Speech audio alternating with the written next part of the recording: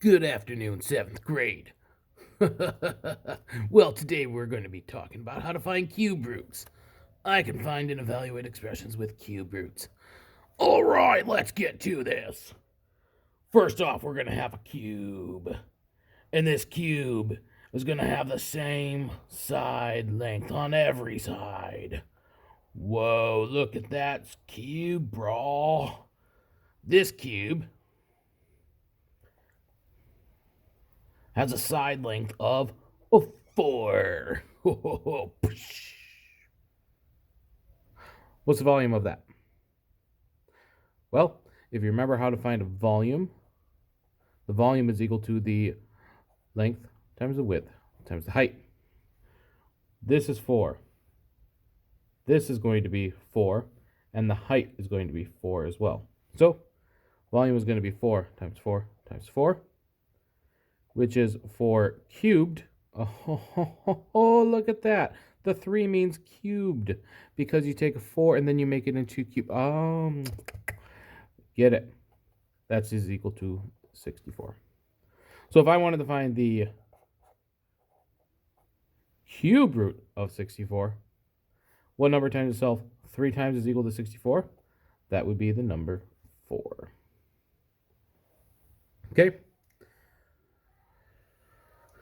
Then, what about if I wanted to find the cube root of 125? What would that equal? I'll give you a second to pause and try finding that out on your own.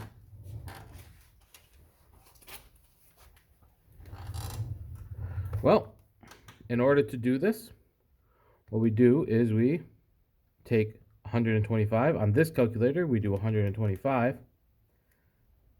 And then, in this green right up here, we are going to press that button and then press the number 3 because we want to find the third root, and that is equal to 5. Okay, so that's that.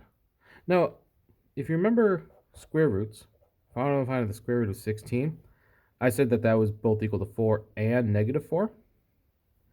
That's not the case with cube roots. Because if I were to take negative 5, well, what I'm saying here is that 5 raised to the third power is equal to 125. Is that also the case with negative 5? Does that equal 125?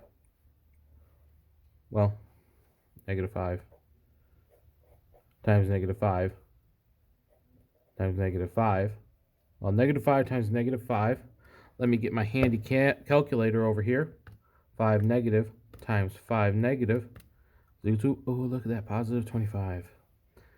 So this is 25 times negative 5 times 5 negative. Oh, look at that. It's negative 125. So negative, this is not negative 5. It's just the positive 5. So we don't have to worry about there being multiple roots of 125 because when we multiply negative numbers by themselves 3 times, it will become a negative number. Here, negative 4 times negative 4, that does equal 16. So that only is the case for squaring, the square rooting. But also to the fourth, because if I were to do this again, negative 5, now this would become a positive 625.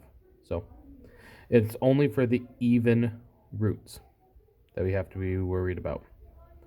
Cube roots, and then also any other odd number roots, they're unique. It would be 5, but not negative 5. Okay, so what we're going to be doing is then let's evaluate an expression. So if I had 2 and the cube root of negative 216 minus 3, if I wanted to find the evaluation of this, then I'm going to take the cube root of 216, which is going to be 216 cubed. I'll find the cube root of that first, and I get that it's negative 6. This becomes 2 times negative 6 minus 3. Negative 12 minus 3, which is negative 15. Let's do one last one. Let's try a 18 minus 4 times the cube root of 8. And our order of operations say that we do exponents first. So we do 8, and we do the third root of 8, and we get that that's equal to 2. So it's 18 minus 4 times 2. That would be 18 minus 8, which is 10. It's our answer. Okay. What I want you to do for your homework is I want you to go to page 298. 298, and I want you to do numbers 3 through 17. All right, thank you, and have a great day.